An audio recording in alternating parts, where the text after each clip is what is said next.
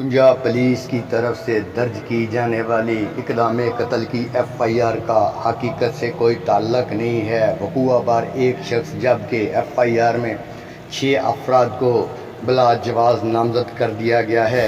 मैं सारी ज़िंदगी जी अपनी गुजारी 59 साल मेरी उम्र हो गई, 35 साल हो गए ने मैंने डेरेदारी कर दिया, ये आवाम की खिदमत कर दिया, इन्होंने लोगों की ताबियादारी कर दिया। 35 साल गुजर गए ने, 35 साल ही मेरे गुजर गए ने चोरियां की पार्टी उन्होंने वर्करी कर दिया। 35 सालों जो मेरे को कोई भी इलैक्शन नहीं जित सकिया। 35 साल कि बंदा जिस मेरे नाल इलैक्शन नहीं लड़िया। अगर इन्होंने लोगों की खिदमत की, इन्होंने लोगों गरीबों नाल प्यार किया, इन्हों की ताबियादारी की है, वो सिले तो वोट ले ने। अच्छे किरदार के मालक हाँ, अच्छी जिंदगी गुजार रहे हैं। अगर कोई अच्छी जिंदगी गुजारन नहीं देंगे, सियासी तबाह पर करते हूँ। आखिरी हदबा रह गए हैं, अगे भी मेरे तो परचे झूठे दिते ने। हूँ आखिरी मुकदमा फिर जो FIR झूठी दर्ज कराती, जेडे असी 5 बंदे ही घर आ मौके से समझिए मानन कुरानन उत्थे है ही कोई नहीं बंदा। इस पिंड का पूरा गवाह है, पिंड इस गल का अलम देने वास्ते तैयार है कि कोई बंदा नहीं उत्थे। वो तो बाद मसले से गल का मैं तो DPO साहब अगे इल्तजा करना, RPO साहब अगे इल्तजा करना, वज़ीर आला साहब अगे इल्तजा करना, स्पीकर साहब अगे इल्तजा करना, MN मोहम्मद साहब अगे इल्तजा करना। इंसाफ किया जाए, इंसाफ की जिंदगी जाए, सानू भी अमन होना चाहिए, अस भी अमन नाल जिंदगी गुजारीए। ये मैं चाहना कि इत्थे इंसाफ होवे। जिहड़ा इंसाफ चाहता वो अगे ही इस तरह होंदा है।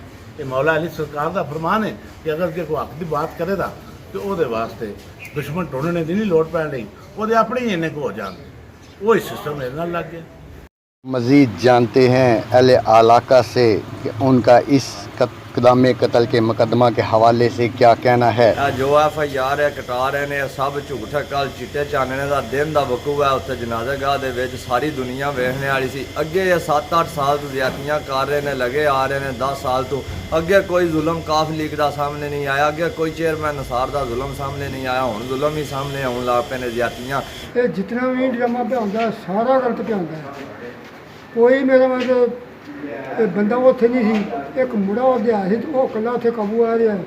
पता नहीं फैज उन्हें किदा लगा है, सान कोई पता नहीं, किसी बंदे ने नहीं। पुलिस FIR कटी है, बिल्कुल गलत कटी। ये वाले वास्ते सारा लोग भी जिन आखन तसली देने तैयार है। और कोई बंदा नहीं सी, वो बंदे 6-7 सन उठ के लिए पै गए ने। ये बंदा सियासी है, कोई इस बंदे का कमी नहीं, कोई गलती नहीं, कोई ऐसा काम नहीं है करता जिसे नुकसान किसी तरह का भी किसी बंदे। ये वकूआ होया है, ये उत्ते जिन्नी FIR कटी गई है गलत कटी गई है। सर मैं चोरी निसार और सिकंदर अहमद अमरदार को बचपन तो जानना। ये जो भी वाकया वकूआ खोजने वाले होया, ये सिर्फ सरासर जो सियासी प्रोपेगेंडा वैर वट्टा मतलब छकनी है। इत्थे दी बिलादरी है, वो इनू माद करनी चाहती है। वरना ये दनाजे ते गए सा, उत्थे मतलब इन्हें दनाजा पढ़िया, उतों पढ़ के टुर आए ने, कला ही मुड़ा पिछे रह। हर तरह तो बचता ही लगा है। मेरे को भी तुहाडे कोल भी ये अपना डेरा आबाद रखना चाहता सी।